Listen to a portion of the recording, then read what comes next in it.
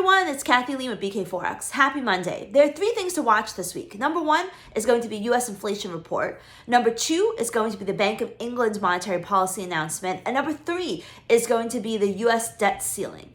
On May 9th, which is Tuesday, President Biden has congressional leaders coming into the White House to talk about the debt ceiling. And according to Yellen, we could hit that ceiling as early as June 1st. So it's a pretty big issue, but it doesn't seem to be having much impact on the equity market or in gold. It seems like the market's relatively stable. And for the most part, as if history repeats itself, the market kind of rides the debt ceiling crisis in stride because it always gets lifted.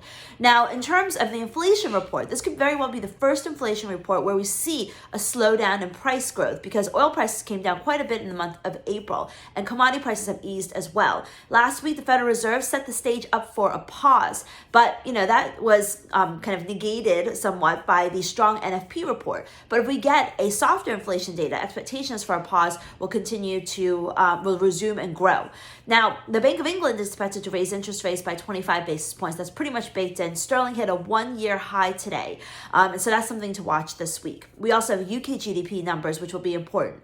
Euro is holding firm despite weaker German industrial production numbers. We've actually seen a trend of weaker Eurozone data that I think is important to watch because that could be something that becomes a much more broader trend across the region.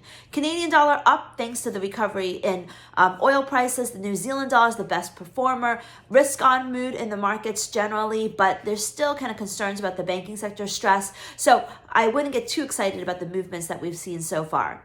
I wish you all good luck. This is Kathy Lee.